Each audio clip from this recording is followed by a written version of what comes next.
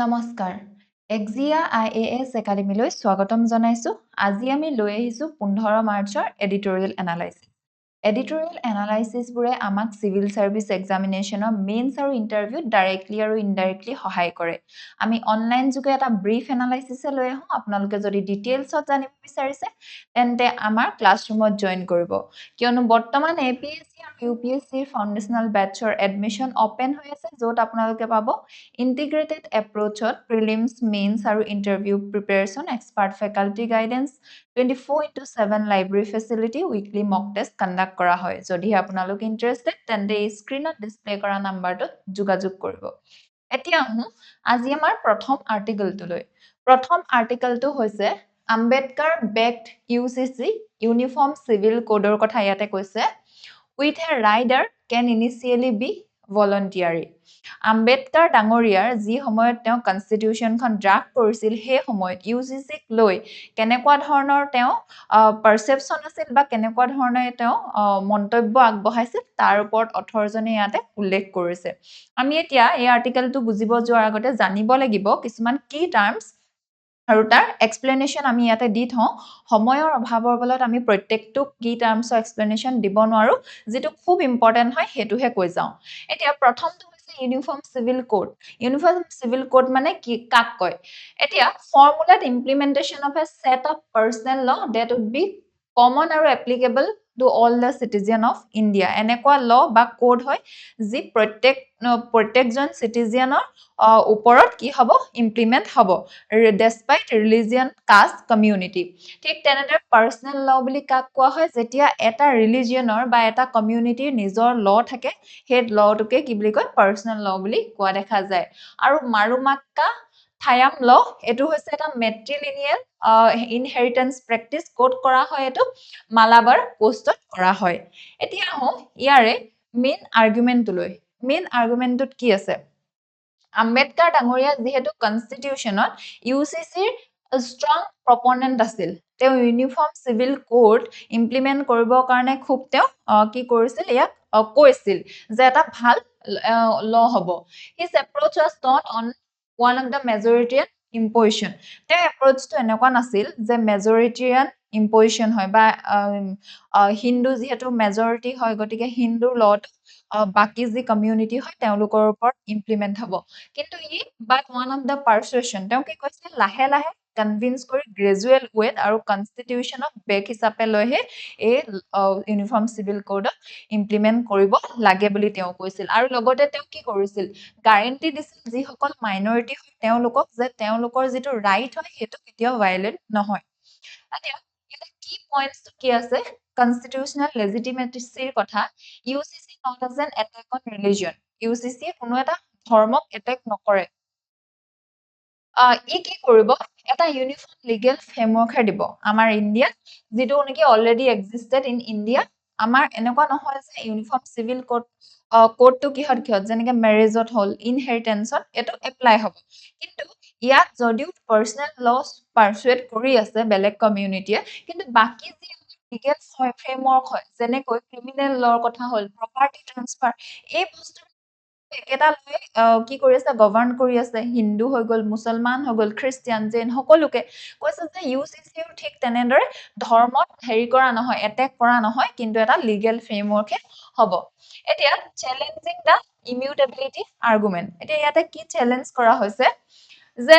মুসলিম পাৰ্সনেল ল ওয়াজ divinely অৰ্ডেন্ড and দেয়াৰফৰ unchangeable Ambedkar ডাঙৰীয়া কি কৈছে হিষ্টৰিকেল এভিডেন্স বুলি কৈছে until the Shariat Act এতিয়া কি কৈছে Shariat Act খন যেতিয়া আহিছিল Shariat Act কেতিয়া আহিছিল 1937 ত আহিছে তাৰ আগলৈকে কিন্তু কিছু সেম এক বা ল প্ৰেক্টিস কৰি আছে হিন্দু আৰু মুসলিম সকলে despite their religion যেনেকৈ এটা এক্সাম্পল দিছিল যে Muslim communities in region like north west frontier province হৈ গল ইউপি হৈ গল বম্বে তেওঁ ফলো কৰিছিল local customs including Hindu inheritance law ঠিক তেনেদৰে তেওঁ আৰু কিহৰ কথা কৈছে মাৰুমাক্কা থায়াম লৰ কথা কৈছে যেটো নেকি কোড প্ৰেক্টিস কৰা হয় নৰ্থ মালাবাৰ তাত হিন্দু আৰু মুসলিম দুইটা কমিউনিটিয়ে এই যি মেট্ৰিলিনিয়েল ইনহেৰিটেন্স প্ৰেক্টিস হয় একেটা লৰ পৰা ইমপ্লিমেন্ট তেওঁলোকে কৰি আছিল যেতিয়ালৈকে 1937 ৰ শাৰিয়ত ল অহা নাছিল গতিকে কৈছে যে এইটো ধৰ্মৰ ওপৰত এটেক কৰাৰ নিচিনা নহয় জাষ্ট এটা লিগেল ফ্ৰেমৱৰ্ক হয় য'ত নেকি সকলোৰে কাৰণে প্ৰত্যেকজন চিটিজেনৰ কাৰণে একেটাই লৈ এপ্লাই হ'ব ঠিক তেনেদৰে কনচিলিয়েটৰী এপ্ৰোচত কি কৈছে যে আম্বেদকাৰৰ most significant contribution to হৈছে তেওঁৰ ষ্ট্ৰেটেজি ইমপ্লিমেন্টেশন কেনেকৈ কৰিব লাগে তেওঁ এটা প্ৰপাৰ ষ্ট্ৰেটেজি দিছিল তেওঁ ইয়াতে কি কৈছে যে যেটো ইউসিসি তেওঁ তাক ফান্ডামেন্টাল ৰাইটছত তেওঁ ৰখা নাছিল তেওঁ ৰাখিছিল ডিপিএসপি যাতে এনেকুৱা হ'ব নালাগে যে স্ট্ৰিক্টলি বা জোৰ জবৰদস্তি ইম্পজিশন কৰা হয় প্ৰত্যেকৰ ওচৰত এস্পিৰেশনাল গোল বুলিহে তেওঁ কৈছিল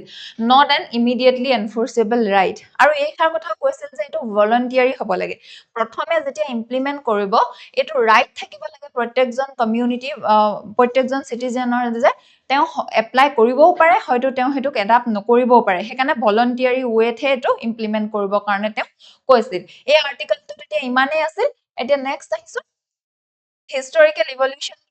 ব্ৰিটিছ এৰা সময়ত কেনেকুৱা আছিল ব্ৰিটিছসকলে তেওঁলোকে বৰ বেছি কি কৰা নাছিল ইন্টাৰফেয়াৰ কৰা নাছিল ধৰ্মক লৈ বা এনেকুৱা ধৰণৰ ল বিলাকত তেওঁলোকে ইন্টাৰফেয়াৰ কৰিব বিচৰা নাছিল লেক্স লকি ৰিপৰ্ট এটা আহিলে early debate need for uniform লৰ কথা তেতিয়া লাগে ঠিক তেনেদৰে শাৰিয়াত এক্ট আহিলে 1937 যে প্ৰত্যেকজন মুছলিমৰ কাৰণে কোডিফাইড মুছলিম পাৰ্সনেল ল এটা অনা হ'ল পোষ্ট ইন্ডিপেন্ডেন্সত 50-60 ভিতৰত হিন্দু পাৰ্সনেল ল আহিলে ঠিক তেনেদৰে শাহবানু কেছটো আহিলে 1985ত আৰু হে শাহবানু কেছত শাহবানু কি কৰা হয় ডিভোৰ্স মেইনটেনেন্স দিয়া হ'ল ডিভোৰ্সৰ পাছত তেওঁ কিন্তু আন্ডাৰ সেকুলাৰ ক্ৰিমিনেল প্ৰসিডিউৰ কোডৰ আন্ডাৰত কিন্তু এটো পিছত পলিটিক্যালি এটা প্ৰেসাৰ ফিল কৰি ৰাজীৱ গান্ধীৰ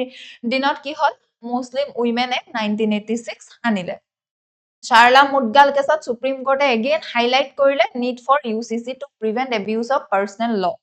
ঠিক তেনেদৰে গোৱা সিভিক কোড গোৱাত কি কৰা যায় এতিয়াও কমন ফ্যামিলি ল আছে য'ত নেকি গোৱা সিভিক যাক নেকি গোৱা সিভিক কোড বুলি কোৱা যায় 21st century এতিয়া ইউসিসি যেটো টপিক হয় হেতুতে পলিটিসাইজ হৈ আছে আৰু তাৰ ওপৰত ডিসকাশন এন্ড ডিবেট চলি আছে লজিক্যালি যদি চাও আম্বেদকাৰ ফিলসফিটো কনস্টিটিউশনালিজম আছে তেওঁ কি বিলিভ কৰিছিল সুপ্ৰিমেসি অফ দা কনস্টিটিউশন যে প্ৰত্যেকটো পাৰ্সনেল ল হওক বা যেনেকুৱা ধৰণৰ ল হওক একচুয়ালি সুপ্ৰিমেসি কাৰ থাকিব লাগে সংবিধানৰ থাকিব লাগে সোশিয়াল জাস্টিসত তেওঁ গুৰুত্ব দিছিল যে major driver for Ambedkar was emancipation of women's from patriarchy আৰু ডিসক্ৰিমিনেটৰী ৰিলিজিয়াছ লস যে উইমেন সকলে তেতিয়াহে মুক্ত হ'ব যে তেওঁলোকক যদি ডেৰোগেটৰী প্ৰেক্টিস বা লস তেওঁলোকৰ এগেইনষ্টত নাথাকে গতিকে তেওঁ সোশিয়াল জাস্টিসটো ধ্যান দিছিল নেশনাল ইউনিটি যেতিয়া এটা সেম ল হ'ব কোড হ'ব তেতিয়া প্ৰত্যেকজন সিটিজেনে লাগিব আমি এখন কান্ট্ৰিৰ পৰা বিলং কৰো ৰেশনালিজম ৰিজেক্ট কৰিছিল argument that all religious customs are sacred আৰু unchangeable যে ৰেশনালিটি কেতিয়াও হ'ব নোৱাৰে যে প্ৰত্যেকটো ধৰ্মৰ যিটো ৰিলিজিয়াছ প্ৰেক্টিস আছে প্ৰত্যেকটো আনচেঞ্জেবল চেঞ্জ হ'বই নোৱাৰে এনেকুৱা কথা কেতিয়াও হ'ব নোৱাৰে বুলি তেওঁ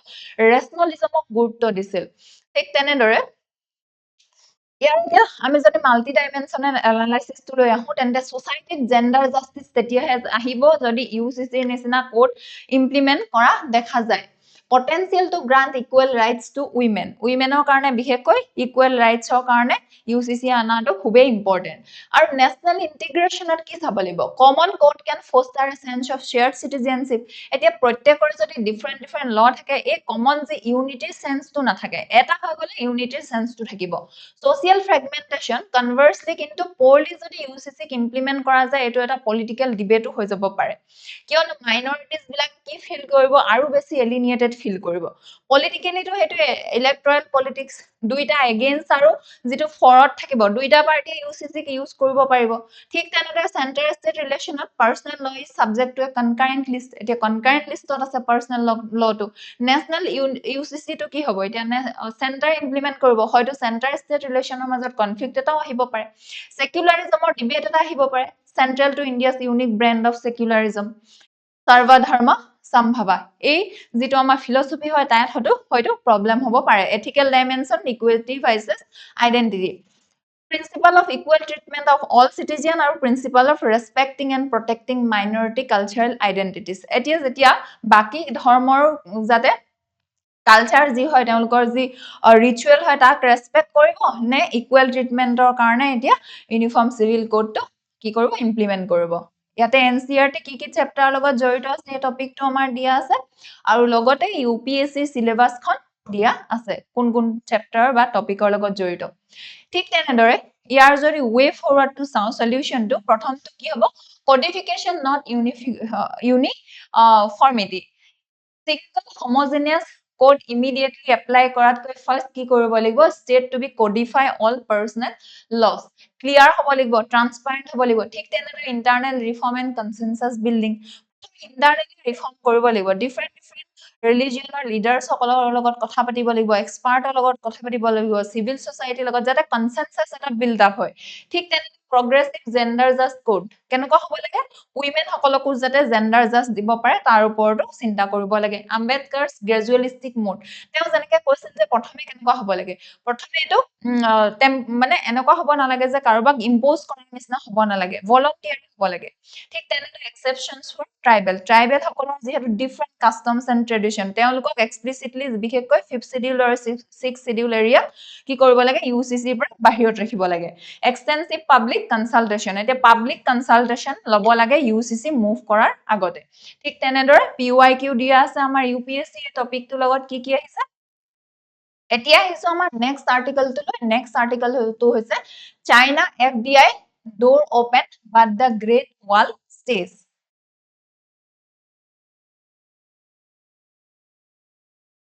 এতিয়া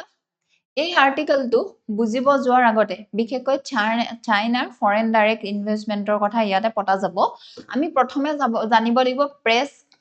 নোট 3 কথা এটো কি হয় এতিয়া গভৰ্নমেন্টে মানে এটো কি কৰিছে অলপ লিবাৰেলাইজ কৰি দিছে অলপ ইজি কৰি দিছে প্ৰেছ নোট 3 এটা এমেন্ডমেন্ট হয় কাৰ India's consolidated foreign direct investment policy আৰু ই মেন্ডেটস কৰে ই কি মেন্ডেটস কৰে প্ৰায়ৰ গভৰ্নমেন্ট এপ্ৰুভেল যেতিয়া কোনোবা এটা গভৰ্নমেন্টে বা ইনভেষ্টমেন্ট কৰিব বিচাৰিব কোনোবা এখন কান্ট্ৰিৰ পৰা কিবা সাপোজ বিজনেস এন্টিটি এটাই তেতিয়া কি কৰিব লাগিব গভৰ্নমেন্টৰ এপ্ৰুভেল ল'ব লাগিব কোন কিখন কান্ট্ৰিক বিশেষকৈ টাৰ্গেট কৰা হৈছে যি নেকি আমাৰ ইণ্ডিয়াৰ লগত বৰ্ডাৰ শেয়াৰ কৰে স্পেশালি চাইনা ঠিক তেনেদৰে foreign direct investment automatic versus government route automatic route governmentor পৰা বা আৰবিআই পৰা পাৰমিশন লব নালাগে যেতিয়া ইনভেস্ট কৰে কোনো এটা কোম্পানীয়ে কোনো এখন দেশত কিন্তু গভৰ্নমেন্ট ৰুটত কি হ'ব লাগিব প্ৰপোজালটো স্ক্ৰুটিনাইজ কৰিব লাগিব প্ৰথমে আমাৰ গভৰ্নমেন্ট অফ ইণ্ডিয়া তাৰ পিছতে ইয়াক কি কৰা যাব ইনভেষ্টমেন্ট কৰিবলৈ এলাও কৰা যাব এতিয়া ইয়াতে আৰ্টিকলটোত আছে যে বৰ্তমান ইণ্ডিয়া এনেকুৱা এটা পলিচি লৈ আছিল আফটাৰ কোভিড-19 যে চাইনাৰ পৰা যিকোনো ইনভেষ্টমেন্ট আহিলে কি কৰিছিলে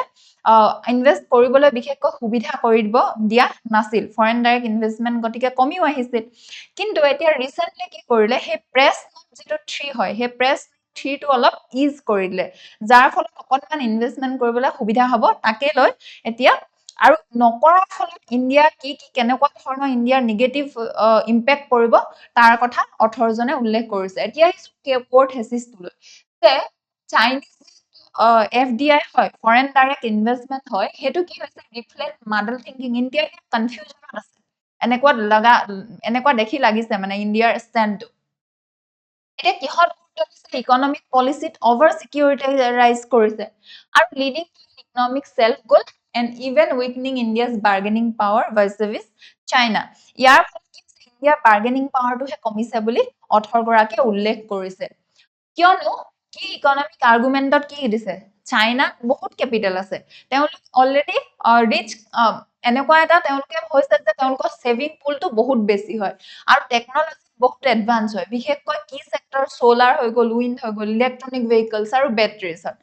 ব্লক যদি আমি হেভিলি ব্লক কৰি দিছো ফৰেন ডাইৰেক্ট ইনভেষ্টমেন্ট কৰিব দিয়া নাই তেওঁলোকৰ বহুতো ডাঙৰ কোনো কোম্পানীয়ে বিচাৰিছে যে ইণ্ডিয়াত মিলিয়ন ডলাৰ বিলিয়ন ডলাৰ তেওঁলোকে ইনভেষ্ট কৰে কিন্তু হেতু তেওঁলোকক এলাও কৰা হোৱা নাই এই ব্লকিং কৰাৰ ফলত এতিয়া কি হ'ব তেনেকুৱা capital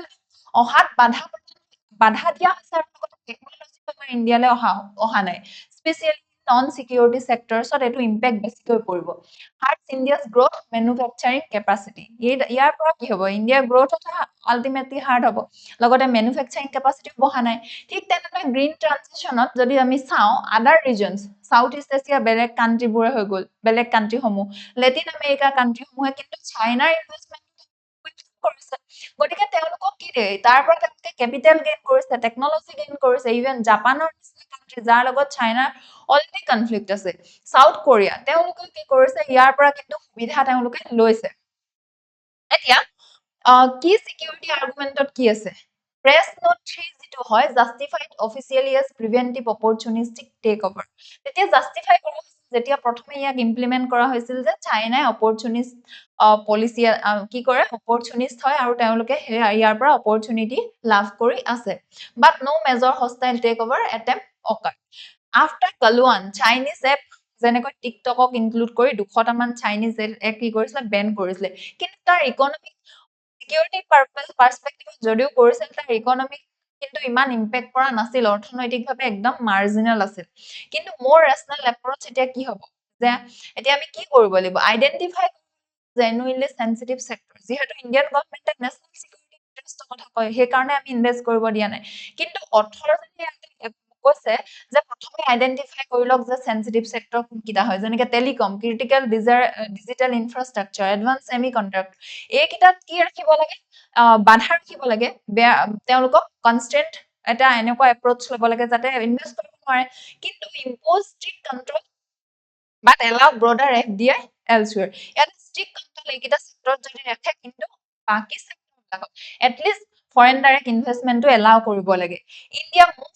from open FDI to near complete control for all land bordering country হে কথা খাৰকে কৈছে কেতিয়াৰ পৰা 2020 পৰা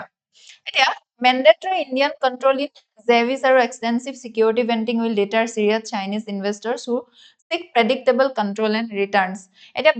আমি এনেকে বাধা দিয়াৰ ফলত significant এতিয়া many significant Chinese investment যে হ'ব বিচাৰিছে কিন্তু আমি যে বাধা দি আছো তাৰ ফলত কিন্তু ইন্ডিয়া এটা লেভাৰেজ পইণ্ট এটা হেৰুৱাই আছে আমি যদি ইন ফিউচাৰ কিবা কনফ্লিক্ট হয় দুখন কান্ট্ৰিৰ মাজত আৰু ডাঙৰ ডাঙৰ বিজনেছ হাউসে যদি ইয়াতে কি কৰে ইনভেষ্ট কৰে তেতিয়া আমি এটা এডভান্টেজিয়াস পজিশনত থাকিব পাৰিম যেনেকৈ হয়তো ৰেষ্ট্ৰিক্ট কৰি দিব পাৰিম বা কিবা আমি পানিশমেন্ট আমি লগাব পাৰো যাৰ ফলত তেওঁলোকে পুশ কৰিব এটলিষ্ট চাইনিজ গভৰ্নমেন্টক যে আপোনালোকে যি যদি টেনশন হয় টেনশনটো যাতে ইজ কৰক সেই যে ইণ্ডিয়াৰ এডভান্টেজিয়াস পজিশন হেতু ইণ্ডিয়া লুজ কৰি আছে ইয়াৰ ফলত এতিয়া ইয়াত হিষ্টৰিকেল ইভালুৱেশনটো যদি চাওঁ কলোনিয়েল এৰাত কেপিটেল ফ্লো হৈছিল ব্ৰিটিছৰ দ্বাৰা আৰু তেওঁলোকে বিশেষকৈ এফডিআই কিহত কৰিছিল প্লান্টিঙত হওক মাইনিঙত হওক তেওঁলোকৰ নিজৰ ইন্টাৰেষ্টৰ কাৰণে পোষ্ট 1947ত নেহৰুভিয়ান মডেলটো আমি দেখা পালো য'ত নেকি ইম্পৰ্ট সাবষ্টিটিউশন আৰু ষ্টেট লেড ইণ্ডাষ্ট্ৰিয়েলাইজেশ্যনৰ কথা হ'ল 1991ত এলপিজি ৰিফৰ্ম হ'ল এফডিআই অলপ লিবাৰেট কৰা হ'ল many sectors ঠিক তেনে 2000 পৰা 2010ত progressive liberalization of FDI caps in telecom insurance retail aviation defense এইকিটাত কি কৰিলে FDI টো লিমিট ৰাখিলে কিন্তু বাকি কিছুমান সেক্টৰ এলাউ কৰি দিলে ঠিক তেনেদৰে Chinese FDI in India remain small relative to trade তেওঁলোকৰ ইনভেষ্টমেন্ট কিন্তু কম আছিল 2020 P3 PN3 কি কৰা ইন্ট্ৰোডিউস কৰা হ'ল অপৰচুনিষ্ট টেক ওভাৰ নহবৰ কাৰণে ঠিক তেনেদৰে জুন 2020 গলৱান ক্লাছ ইন্টেনসিফাই কৰিলে এন্টি চাইনা এটা সেন্টিমেন্ট পিছৰ পৰা 24ৰ ভিতৰত যদি চাওঁ ডি ফেক্টো ফ্ৰী জোন চাইনিজ ফৰেন ডাইৰেক্ট ইনভেষ্টমেন্ট ঠিক তেনেদৰে এতিয়া কি হ'ল কেবিনেটে বৰ্তমান কি কৰিছে এপ্ৰুভ কৰিছে চেঞ্জ PN3 ত automatic investment from neighbouring country who beneficial ownership less than কি হৈছে 10% যে অটোমেটিক ৰুট এতিয়া গভৰ্নমেন্টৰ পৰা আৰু বা আৰবিআইৰ পৰা প্ৰায়ৰ এপ্ৰুভেল নালাগে যদি কোনো কোম্পানী এংগেজ থাকে ইনভেষ্ট কৰিবলৈ ইণ্ডিয়াত 10%তকৈ কম যেতিয়া চাইনাৰ কোম্পানী ইনভেষ্টমেন্টটো থাকিব আৰু কৈছে টাইম বাউণ্ড ক্লিয়াৰেন্স দিব লাগে 60 দিনৰ ভিতৰত বা এনেকুৱা ধৰণে এটা স্পেসিফিক টাইম ধৰি দিছে যে তেওঁলোকক ক্লিয়াৰেন্স দি দিব লাগে যাতে বিজনেছ কৰিব পাৰে এতিয়া ইয়াৰ লজিকেল ফিলসফিক্যাল বেসটো কি হয় প্ৰথমতে কৈছে ৰিয়েলিস্টিক সিকিউৰিটি লজিক এতিয়া এটো কথা হয় যে ওভাৰ ডিপেন্ডেন্স যদি কোনোবা এখন কান্ট্ৰিৰ ওপৰত হয় ইকনমিক ভাবে তেওঁলোকে কি কৰিব পাৰে এটো তেওঁলোকে ওয়েপন হিচাপে ব্যৱহাৰ কৰিব পাৰে কিন্তু ৰিস্ক এভাৰ্স বিউৰোক্ৰেসিত কি কৈছে এম্বিগুয়াস কেছত কি হ'ব পাৰে সেটা কি প্ৰিফাৰ কৰিব পাৰে Ering on the side of the security আৰু ঠিক তেনেদৰে লিবাৰেল ইকনমিক লজিকত কি কয় যে মাৰ্কেটটো ওপেন কৰি দিব লাগে যাৰ ফলত কেপিটেল আৰু টেকনলজি ইনফ্লো হ'ব আৰু গ্ৰোথ আহিব ইনোভেশন আহিব এমপ্লয়মেন্ট আহিব ঠিক তেনেদৰে ষ্ট্ৰেটেজিক লেভাৰেজ লজিকটোত কি কয় এলাউ কৰিব লাগিব control but significant Chinese present in non critical sectors এই কথাটো কৈছে যে আমি কন্ট্ৰোলটো কৰিবই লাগিব কিন্তু এনেকুৱা কিছুমান সেক্টৰছত আমি লিবাৰেল হ'ব পাৰিব লাগিব তেতিয়াহে আমাৰ প্ৰফিট হ'ব ঠিক তেনেদৰে social multi-dimensional analysis দি থোৱা আছে social dimensionত employment impact পৰিব স্পেশালি manufacturing hub যদি large investment আমি বাধা দি দিও ঠিক তেনেদৰে political issues intersection of foreign policy domestic nationalism আৰু economic strategy দ্বাৰা impact পৰিব ঠিক তেনেদৰে ইকনমিত কি হ'ব implication for make in India ইয়াত প্ৰবলেম হ'ব পাৰে আত্মনিৰ্ভৰ ভাৰত এক্সপোৰ্ট লেড গ্ৰোথ যদি তেওঁলোকে খুব বেছি এটা ইনভেষ্টমেন্ট কৰিব পাৰে তেন্তে ইনভেষ্টমেন্ট কৰাৰ ফলত কি হ'ব আমাৰ যে সৰু সৰু এমএসএমই নিচিনা সেক্টৰ হয় সেই সেক্টৰ বিলাকত হয়তো ইম্পেক্ট আহিব পাৰে ঠিক তেনেদৰে এনসিআৰটি কি চেপ্টাৰৰ লগত ইয়াতে যে টপিকটো জড়িত আছে প্ৰভাইড কৰা আছে লগতে ইউপিএসসি সিলেবাসটো ইয়াৰ ৱে ফৰ্মটো এডপ্ট কি কৰিব লাগিব আমি স্মল ইয়াৰ্ড হাইফেন য'তলি এক্সপ্লিসিটলি ডিফাইন কৰা হ'ব narrow list of critical sector সেই কথাষাৰকে বাৰে বাৰে গুৰুত্ব দিব লাগিব যে ক্ৰিটিকেল সেক্টৰটো বন্ধ ৰাখো বাকি সেক্টৰত আমি এফডিআই ইনফ্লো হ'ব কাৰণে দিও ঠিক তেনেদৰে ডিফাৰেন্সিয়েল টাইপ অফ ইনভেষ্টমেন্ট আৰু কন্ট্ৰোল এতিয়া মাইনৰিটি হওক নন কন্ট্ৰোলিং যি ষ্টেক হয় সেইবিলাকক ডিফাৰেন্টলি কন্ট্ৰোল কৰিব পাৰিব লাগিব এনহেন্স ৰেগুলেটৰী আৰু সাইবাৰ কেপাসিটি যিহেতু তেওঁলোক খুব এডভান্স হয় তেওঁলোকৰ টেকনলজিটো গতিকে আমি ডেটা প্ৰটেকচন বোৰ্ড ষ্ট্ৰেংথেন কৰিব লাগিব সিআৰটি যাতে সাইবাৰ ফ্ৰড নহওক ডেভেলপ কৰিব লাগিব ষ্ট্ৰেটেজিক ৰিডান্ডেন্সি আৰু ডাইভাৰ্সিফিকেশন আমি অকল চাইনাৰ ওপৰত বেস কৰিলে নহব আমি ডিফাৰেন্ট কান্ট্ৰিৰ লগতো আমি কি কৰিব লাগিব সাপ্লাইৰ কাৰণে বা ইয়াৰ ইনভেষ্টমেন্টৰ কাৰণে আমি পাৰ্টনাৰশ্বিপ কৰিব লাগিব ট্ৰান্সপাৰেন্ট কমিউনিকেশন আৰু পাৰ্লিয়ামেন্টাৰী ওভাৰসাইট ঠিক তেনেদৰে পিওআইকিউ এই টপিক পিওআইকিউ দিয়া আছে টপিকটো ৰিলেটেড এতিয়া আহিছো আমাৰ নেক্সট আৰ্টিকলটো লৈ নেক্সট আৰ্টিকলটো হৈছে why Indian industry economies on R&D research and development India industry to কিয় বৰ্তমানো পিছ পৰি আছে কম্পেয়াৰ কৰিছে অথৰ গৰাকী কৈছে যে আমি একচুয়ালি ইনোভেশনৰ কাৰণে গ্ৰোথৰ কাৰণে ৰিসাৰ্চ এন্ড ডেভেলপমেন্টত গুৰুত্ব দিব লাগে কিন্তু আমাৰ ইন্ডিয়া অনলি 0.6% হে আমি ৰিসাৰ্চ এন্ড ডেভেলপমেন্টত খৰচ কৰো জিডিপি এতিয়া ঠিক ইম্পোৰ্ট সাবস্টিটিউশন ইন্ডাস্ট্ৰিয়ালাইজেশন কি হয় এই টপিকটো বুজিব যোৱাৰ আগতে কৈ যাও যে স্ট্ৰেটেজি হয় যত এখন কান্ট্ৰিয়ে ৰেস্ট্ৰিক্ট কৰে ইম্পোৰ্টক কিহৰ কাৰণে তাৰিফ দি ইম্পোৰ্টটো ৰেস্ট্ৰিক্ট কৰিব বহুত বেছি হাই তাৰিফ লগাব ঠিক তেনেদৰে প্ৰমোট কৰিব domestic production for home market instead of export আমি এক্সপোৰ্ট কৰিবলৈ চেষ্টা নকৰো বিশেষকৈ আমি ইম্পোৰ্টত চেষ্টা কৰো এটো জৱাহৰলাল নেহেৰু ডাঙৰীয়াৰ দিনৰ পৰা এই পলিচিটো ইণ্ডিয়াত চলিছিল এতিয়া ইয়াৰে কোড হেচিছটো লৈ কোড হেচিছটো কি কৈছে ইণ্ডিয়াস ক্ৰনলজি ল R&D স্পেন্ডিং ৰিসাৰ্চ এন্ড ডেভেলপমেন্টত আমি বহুত কমকে খৰচ কৰো এটো এনেকুৱা কথা ইয়াৰ পৰতে কৈছে যে এটো এনেকুৱা নহয় যে lake of will buy government আমাৰ গভৰ্নমেন্টে লেক অফ উইল নহয় যে R&D ত আমি কমকে খৰচ কৰো দে আৰ ৰুটেড ইন এটো মেইনলি ৰুটেড কিহত আছে কিয় কমকে আমি ৰিসাৰ্চ এন্ড ডেভেলপমেন্ট খৰচ কৰিছো কাৰণ development part centred on protected domestic market rather than export আমি নিজৰ কিয়নো স্বাধীনতা হোৱাৰ পিছতে যেতিয়া স্বাধীনতা পালে আমাৰ ইণ্ডিয়াই তাৰ পিছতে আমাৰ মাৰ্কেটটো ইমান কি নাছিল মেচিউৰড নাছিল যে আমি খুলি দিম আমি বাহিৰৰ কান্ট্ৰিৰ মাৰ্কেটৰ লগত কি কৰিম কম্পিটিশন কৰিম গতিকে আমাৰ ডমেস্টিক মাৰ্কেটটো প্ৰটেক্ট কৰিবৰ কাৰণে কি কৰা দেখা গ'ল বেছিকৈ গুৰুত্ব দিয়া দেখা গ'ল যাৰ ফলত আমাৰ বস্তু কোৱালিটিটো কিন্তু এতিয়াও মানে এডভান্স কান্ট্ৰিৰ বস্তু কোৱালিটিৰ লগত ইকুৱেল হ'ব পৰা দেখা ইকুৱেল হ'ব পৰাগৈ নাই মাস ডেমক্ৰেসি আমাৰ ইণ্ডিয়াত ডাঙৰ ডেমক্ৰেসি আছিল যাৰ ফলত পলিটিক্যাল ইনসেন্টিভ দিবলৈ ধৰিলে favour subsidies protection over harsh competition expose আমি সাবসিডি দিব ধৰিলো তাৰ পইচা থাকিব ইমানকে যদি ইমান বেছি মানুহ সাবসিডি দিব ৰিসাৰ্চ এন্ড ডেভেলপমেন্টত পইচা খৰচ কৰিব কি সাপোৰ্টছত কি আছে হিষ্টৰিক্যাল পলিসি পাথ ডিপেন্ডেন্স পোষ্ট ইন্ডিপেন্ডেন্সৰ সময়ত ইণ্ডিয়াই ডেমক্ৰেটিক পলিটি আছিল আৰু সোশিয়েলিষ্ট লিনিং আছিল আমি ওয়েলফেয়াৰ সোসাইটি কথা কৈছিলো য'ত ষ্টেটে বিল কৰিছিলে হেভি ইণ্ডাষ্ট্ৰি এতিয়া ষ্টেটে বিল কৰি ৰিসাৰ্চ এন্ড ডেভেলপমেন্টত প্ৰাইভেট গতিকে প্ৰাইভেট পাৰ্টিৰ চিনটো নাছিলে arguably necessary early on capital shortage need for basic industry persisting with the same model post 1960 60 Hindu rate of growth গতিকে এনেকুৱা এটা গ্ৰোথ আমি কেনেকুৱা পালো বহুত কম পাৰ্চেন্টেজত গ্ৰোথ হৈছে protection and weak competitive pressure license ৰাজৰ আন্ডাৰত হাই তাৰিফ দি আমি কি কৰিলো ডমেষ্টিক মাৰ্কেট একেবাৰে কম কম্পিটিশন ফেচ কৰিব হেদিলো তেওঁলোকে কম্পিটিশন কেনেকৈ কৰিব লাগে নাজানে কম্পিটিশন গলে ৰিসাৰ্চ এণ্ড ডেভেলপমেন্টত পইচা খৰচ কৰিব কোম্পানী বিলাকে scarce capital was ration via planning and priority sector lending পইচা যেহেতু কম আছিল গতিকে আমি আকৌ তাতে কিহত আমি পইচা খৰচ কৰিলো প্ৰায়ৰিটি সেক্টৰ লেন্ডিংত এগ্ৰিকালচাৰত খৰচ কৰিলো ঠিক তেনেদৰে ডেমক্ৰেসি সাবসিডি আৰু ক্ৰস সাবসিডি এতিয়া দেখা গল যে ৰবাস ডেমক্ৰেসি আছিল আৰু সিটিজেন সকলে লাহে লাহে ডিমান্ড কৰিব ধৰিলে চিপ পাৱাৰ ৰেলৱে ফেয়াৰটো কমকে দিয়ক আমাক সাবসিডি দিয়ক খানাত ঠিক তেনেদৰে tax on industry to subsidise the voter এটা ভোটাৰ সকলক যেহেতু ইমানকে সাবসিডি দিব লগা হৈছিল পইচা কত পাব ইন্ডাস্ট্রি যি আছে তেওঁলোকৰ ওপৰতে বহুত বেছি পাৰ্চেন্টেজত ইন্টাৰেষ্ট লগাব ধৰিলে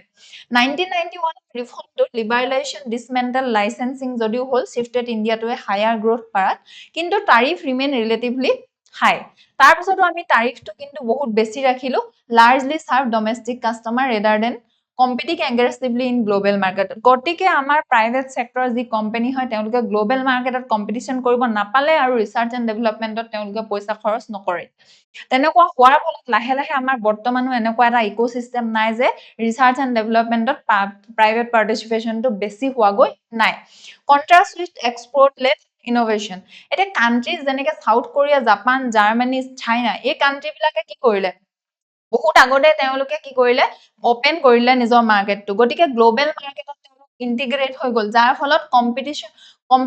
competing for the demanding American আৰু ইউৰোপিয়ান কনজিউমাৰ তেওঁলোকে ইউৰোপ আৰু আমেৰিকা কনজিউমাৰ লগত কাস্টমাৰ্ছৰ লগত তেওঁলোকে কম্পিট কৰিব ধৰিলে তেওঁলোকে হাই কোৱালিটি প্ৰডাক্ট দিব ধৰিলে কিন্তু there high research and development intensified এতিয়া সাউথ কোৰিয়া কিমান খৰচ কৰে 5.2% জাপানে 3.4 চাইনাই 2.6 আৰু তাৰ কম্পেৰিজনত ইন্ডিয়া কিন্তু 0.6 to 0.7% হে খৰচ কৰে এতিয়া হিস্টোৰিকেলি 1947 আমি জানো যে আমাৰ ব্ৰিটিছৰ যেতিয়া এৰি গল তেতিয়া কি হল আমি ষ্টেট লেড ইনভেষ্টমেন্টত গুৰুত্ব দিলো ঠিক তেনেদৰে 47 পৰা 47 আগত ইকোনমি স্ট্ৰাকচাৰলি মেইন বেসিক আমি কিহত ইন্টাৰেষ্ট দিছিলো ব্ৰিটিছে নিজৰ ইন্টাৰেষ্টত কাম কৰিছিল 47 পৰা 64 ভিতৰত নেহৰুভিয়ান এৰা হল যত নেকি ইন্ডাষ্ট্ৰিয়েলাইজেশনত ষ্টেট লেড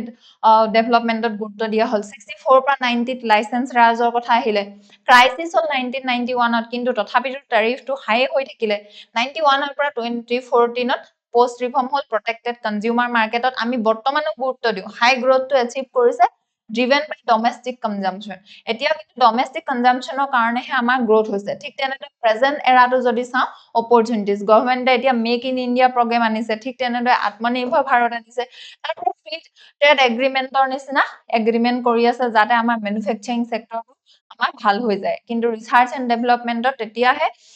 বেছিকে কি হ'ব ইনভেস্ট কৰা দেখা যাব যদি আমি গ্লোবাল মাৰ্কেটৰ লগত কম্পিটিশন কৰিব যাও ইয়াৰ মাল্টি ডাইমেনশনাল যদি চাও লো ৰিসাৰ্চ এণ্ড ডেভেলপমেন্ট হলে কিন্তু কি হ'ব উইক ম্যানুফ্যাকচাৰিং হ'ব আৰু হাই কোৱালিটি জব ক্ৰিয়েচন কিন্তু নহব আৰু লগতে মানুহৰ ষ্টেণ্ডাৰ্ড অফ লিভিংটো কম হৈ থাকিব পলিটিক্যাল ডাইমেনশনত সাবসিডি ড্ৰিভেন পলিটিক্সে সদায় ইন্ডাষ্ট্ৰিয়েল আৰু ট্ৰেড পলিসি কি কৰে শেপ কৰে শৰ্ট টাৰ্ম ইলেক্টৰেল গেইন হয় কিন্তু ইন ফিউচাৰত আমাৰ লং টাৰ্মত এটোৱে কিন্তু সুবিধা প্ৰদান নকৰে ঠিক তেনেদৰে এথিক্যালি ইকুইটি কনসাৰ্ন এটা থাকে কোনে বিয়াৰ কৰিব cost of transition to a high innovation competitive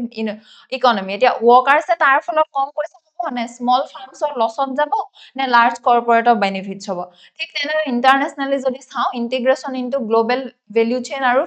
free trade agreement can drive up R&D গতিকে ফ্ৰী ট্ৰেড এগ্ৰিমেন্ট আমাৰ ইন্ডিয়া যেহেতু ডাইভাৰ্সিফাই কৰি আছে বিভিন্ন কান্ট্ৰিৰ লগত হেতু এটা ইম্পৰ্টেন্ট স্টেপ হয় low research and development spending constant economic productivity growth নহব low research and development থাকিলে export competitiveness তো আমি কৰিব নোৱাৰিম আমাৰ প্ৰডাক্টৰ গ্লোবাল মাৰ্কেটত ডিমান্ডে নাথাকিব NCERT কি চেপ্টাৰ লগতে টপিকটো জড়িত আমাৰ মেনশন কৰি থোৱা আছে লগতে UPSC সিলেবাসটো ইয়াতে মেনশন কৰা আছে ইয়াৰ আমি এতিয়া যদি সলিউশনটো চাও তেন্তে দেখিম ৰিক্যালিব্ৰেট protection এতিয়া protection ক'ত দিব লাগিব হেতু আমি কি কৰিব লাগিব ৰিকেলিব্ৰেট কৰিব লাগিব blanket protection এতিয়া দিলে নহব যোনটো protection লাগে হেতু সেক্টৰতে দিব লাগিব strengthen innovation ecosystem আমি ইন্ডাষ্ট্ৰি ৰিচাৰ্চ স্কলাৰ আৰু লগতে ল্যাব ক্লাষ্টাৰ কৰিব লাগিব যাতে এটা ভাল কি কয় যিকোনো ইনোভেশন আমাৰ হ'ব পাৰে align democracy with long termism transparent communication about subsidy cost ঠিক তেনেদৰে leverage আমি GCC for domestic capability encourage কৰিব লাগিব deeper research and development যি কিনকি mandates for GCC কাৰণে যি বাহিৰৰ কোম্পানী আহি ইন্ডিয়াত কি কয় প্ৰতিষ্ঠা কৰে হিউম্যান ক্যাপিটাল আৰু সাইন্টিফিক টেম্পাৰামেন্ট এটা আনিব লাগিব ইমপ্ৰুভ কৰিব লাগিব স্কুল লেভেলৰ পৰা হায়াৰ এডুকেশনত কি ৰিসাৰ্চ এন্ড ডেভেলপমেন্টত যাতে ইন্টাৰেষ্ট থাকে ঠিক তেনেদৰে ইয়াতে UPSC PYQ আমাৰ প্ৰভাইড কৰি থোৱা আছে এই টপিকটো ৰিলেটেড এতিয়া আমি হেখৰটো আৰ্টিকেলটো হৈছে the strategic petroleum reserve question strategic petroleum reserve বুলি কোৱা লগালক এই আৰ্টিকেলটোত আমি বুজিব লাগিব তাৰ মানে কি হয় strategic petroleum reserve তাৰ মানে হৈছে emergency stash of crude oil যেতিয়া emergency সময়ৰ কাৰণে যুদ্ধ বিগ্ৰহৰ কাৰণে বা তেনেকুৱা ধৰণৰ যি পৰিস্থিতিৰ কাৰণে ৰিজাৰ্ভ কৰি থোৱা হয় তাকে strategic petroleum reserve বুলি কোৱা হয় এতিয়া আৰু ইয়াতে কি কৈছে মেইনটেইন গভৰ্নমেন্টে কৰে untapped during a severe supply disruption goal is to keep economy running যাতে এনেকুৱা গোল হ'ব লাগে যে ইকোনমিটো যাতে ষ্টপ হৈ না যায় যদি কিবা প্ৰবলেম হয় international energy agency autonomous agency হয় সেট আপ হৈছিল OECD ফ্ৰেমৱৰ্কৰ under after 1973 crude oil strait of Hormuz একিটা বাকি আমাৰ কি টাৰ্মছ দিয়া আছে এতিয়া আহিছো ইয়াৰ মেইন থেসিসটো লৈ মেইন থেসিসটো কি কৈছে ইন্ডিয়াৰ যেটো স্ট্ৰেটেজিক পেট্ৰোলিয়াম ৰিজাৰ্ভ হয় ইন্ডিয়াৰো আছে এতিয়া হেতু ডেঞ্জাৰাসলি কিন্তু ইনএডিকুৱেট হয় আমি যিমান হ'ব লাগে আমাৰ হিমান আমাৰ ৰিজাৰ্ভ নাই যেহেতু বৰ্তমানে আহিছে কিয় ইৰানৰ যেটো পৰিস্থিতি হৈ আছে ওয়েস্ট এছিয়া পৰিস্থিতি ষ্ট্ৰেট অফ হৰমুজৰ কাৰণে আমাৰ ইয়ালে অয়েল আহিব পৰা নাই এতিয়া তাৰ ফলত ইন্ডিয়া এটো কথা বুজি পাব লাগে যে স্ট্ৰেটেজিক পেট্ৰোলিয়াম ৰিজাৰ্ভটো আমি একদম খুব বেছিকে ৰাখিব লাগে বাকি কান্ট্ৰিয়ে বহুত বেছি ৰাখে ইন্ডিয়া যে এটো এটা ডেঞ্জাৰাসলি ইনএডিকুৱেট হে কথাখাৰ এতিয়া আকৌ আলোচনা হৈছে আৰ্টিকেলৰ থ্ৰুৱেদি to economic size growing energy demand and geopolitical risk আমাৰ এটা জিওপলিটিক্যাল ৰিস্কটো আছে আমাৰ ডিমান্ড বহুত বেছি হয় কনজিউমাৰ বহুত বেছি হয় গতিকে আমাৰ ৰিজাৰ্ভটো বেছি হ'ব লাগে এতিয়া কম্পাৰেটিভ এনালাইসিসত তেওঁ কি কৈছে powerful international comparison to highlight India's shortfall. While India has only 7 days of strategic cover, only 7 দিনৰ কাৰণে ইন্ডিয়া ৰাখিছে US ৰ ওচৰত 84 আছে জাপানৰ ওচৰত 230 days সাউথ কোৰিয়া 110 days আৰু IS বেঞ্চমাৰ্কটো কি হয় 90 days এতে তাতকেও আমি বহুত তলত আছো আমি only 7 days কভাৰ কৰিব পৰাকেহে আমাৰ ওচৰত স্ট্ৰেটেজিক পেট্ৰোলিয়াম ৰিজাৰ্ভ আছে ঠিক তেনেদৰে geopolitical vulnerability 40% India oil to import কাৰ দ্বাৰা হয় ষ্টেট অফ হৰমুজৰ দ্বাৰা হয় এতিয়া তাত এনেকুৱা ধৰণৰ প্ৰবলেম হোৱাৰ ফলত আমি ইন্ডিয়া আকৌ এনাৰ্জি ক্ৰাইসিস ফেস কৰিছো ঠিক তেনেদৰে ইকোনমিক আৰু কষ্ট আৰ্গুমেন্টত তেওঁ কি কৰিছে ইন্ডিয়া's phase 1 or যেটো strategic petroleum reserve cost হয় ইন্ডিয়া 12.50 per barrel হয় কিন্তু এটো বহুত বেছি হয় বেঞ্চমাৰ্ক যেটো হয় বাকি আন্ডাৰগ্ৰাউন্ড ৰিজাৰ্ভ বাকি কান্ট্ৰি 2.50 per barrel গটিকে ইকোনমিক্যালিও আমাৰ কষ্টটো বেছি হৈ আছে critic of peace and implementation এটা আৰ্টিকেলটোত কি ক্ৰিটিসিজম কৰিছে reserve for slow pace of expansion আমাৰ এটা স্লো পেসত এটা ৰিজাৰ্ভটো জেনেকে আমি যিমান বহাব পাৰিব লাগিছিল হিমানটো যেহেতু বহাব পৰা নাই গটিকে আমাৰ পেসটো বহুত স্লো হৈ আছে phase 2 was first conceptualized in 2010 তে আমাৰ conceptualized হৈছিল আৰু ৰি-এপ্ৰুভ 2021 ত কৰা হৈছে তথা still আমাৰ ল্যান্ড একুইজিশন কৰিব পৰা হোৱা নাই still pending in 2026 লকে আৰু ইয়াৰ পৰা কি বুজোৱা গৈছে যে আমাৰ যেটো vulnerability হয় dangerously inadequate হৈ আছে ইয়াতে হিষ্টৰিক্যালি যদি চাও কেটালিস্ট প্ৰথমতে কি আছিল ইয়ম কিপুৰ ওৱাৰ হল তাৰ ফলত আমি বুজি পালো যে আমি কেনেকুৱা ধৰণে এনাৰ্জি সিকিউৰিটি কৰিব লাগে ইনষ্টিটিউশনাল ৰেসপন্স ইন্টাৰনেশনাল এনাৰ্জি এজেন্সি এটা আহিলে 1974 কলে যে 90 ডেজত প্ৰত্যেকখন 90 ডেজৰ কাৰণে প্ৰত্যেকখন কান্ট্ৰি এটলিষ্ট ৰিজাৰ্ভ ৰাখিব লাগে ইন্ডিয়া ওয়েকনিং হল 1991 ত ক্ৰাইসিসৰ পাছত যেতিয়া Gulf war hall idea to action কৰিব কাৰণে আমাৰ কৃতি পাৰিখে ৰেকমেন্ডেড কৰিলে ক্ৰিয়েশন অফ দা স্ট্ৰেটেজিক ৰিজাৰ্ভ ঠিক তেনেদৰে ফেজ 1 কনস্ট্ৰাকশন 6 পৰা 17 ভিতৰত হ'ল COVID-19 অপৰচুনিটি তেতিয়া আমি দেখা পালো যে বনিছে কিছুমান ষ্ট্ৰেটেজিক কেভাৰ্নছ ফেজ 2 আৰু পলিচি ইভলিউশন ফেজ 2 বৰ্তমানো হৈ আছে কিন্তু ল্যান্ড একুইজিশনে বৰ্তমানলৈকে কৰিব পৰা হোৱা নাই এতিয়া পলিটিক্যাল ডাইমেনশনত যদি ইয়াক চাওঁ ভোট বেংক পলিটিক্স বুলি কৈছে ফিউয়েল প্ৰাইচটো যেতিয়া হাইক হৈ যাব সৰকাৰ হয়তো চেঞ্জও হৈ যাব পাৰে অপজিশনে এটা সুবিধা পাব policy continuity slow progress of phase 2 যেটো reflect political challenge maintain policy of focus আৰু মোমেন্টাম যেনেকুৱা ধৰণে স্পিডত হ'ব লাগে হোৱা নাই লিগেল ডাইমেনশনত আইএ যেটো ট্ৰিটি অব্লিগেশন হয় 90 ডে হেতু ইন্ডিয়া এতিয়ালৈকে ফলো কৰিব পৰা নাই লিগেল একুইজিশন ল্যান্ড একুইজিশনৰ প্ৰবলেম চলি আছে ইন্টাৰনেশনাল ডাইমেনশনত জিঅপলিটিক্যাল লিভাৰেজ এটা আছে India's vulnerability to strait of হাৰমুজে give supply nation and other measure per leverage over it এতিয়া ইন্ডিয়া এটা ডমিনেন্ট পজিশনত থাকিব লগা হয় যেহেতু তেলটো এটা কান্ট্ৰি ওপৰতে যেতিয়া ডিপেন্ডেন্ট হ'ব লগিয়া হয় ঠিক তেনেদৰে ইকোনমিক ডাইমেনশনত কাৰেন্ট একাউন্টত ডেফিসিট আহি যায় ইনফ্লেশন বহুত বেছি হৈ যায় যেতিয়া তেলৰ প্ৰাইস বাঢ়ি যায় ইয়াতে এনসিআৰটি কি চেপ্টাৰ লগত জড়িত হেতু দিয়া আছে ঠিক তেনেদৰে ইউপিএসসি সিলেবাসটো ইয়াতে মেনশন কৰা আছে এতিয়া ইয়াৰ ৱে ফৰৱাৰ্ড বা ইয়াৰ যদি সলিউশনটো চাওঁ তেন্তে প্ৰথমে Fast track phase to implementation. এতিয়া ৰিজাৰ্ভ ৰাখিবৰ কাৰণে ফাৰ্স্ট ট্ৰেকত আমি ফেজ 2 ইমপ্লিমেন্ট কৰিব লাগিব এক্সপ্লোৰ এডিশনাল ষ্টৰেজ সাইটস আৰু বেলেগ সাইট আমি এক্সপ্লোৰ কৰিব পাৰিব লাগিব যাতে বহুত বেছি সময়ৰ কাৰণে আমাৰো অইলটো ৰিজাৰ্ভ হৈ থাকে ঠিক তেনেদৰে ডাইভাৰ্সিফাই ষ্ট্ৰেটেজিক টুল কিট আমি লাহেকে ডাইভাৰ্সিফাই কৰিব লাগিব ষ্ট্ৰেটেজিকৰ টুল কিটটো আমাৰ সাপ্লাইটো ডাইভাৰ্সিফিকেশন কৰিব লাগিব ডমেস্টিক এক্সপ্লোৰেশন আৰু কৰিব লাগিব যাতে আমাৰ অইলৰ ক্ৰাইসিস এটা নহয় ইয়াতে পিওয়াইকিউ মেনশন কৰা আছে ইউপিএসসি এই টপিকটোৰ লগত ৰিলেটেড আৰু আজিলৈ আমাৰ এডিটৰিয়েল এনালাইসিস ইমানেই আছিল এনেকুৱা ধৰণৰ এনালাইসিস আপোনালোকে চাই থাকিবৰ কাৰণে আমাৰ চেনেলটো ফলো কৰিব শেয়াৰ কৰিব সাবস্ক্ৰাইব কৰিব ধন্যবাদ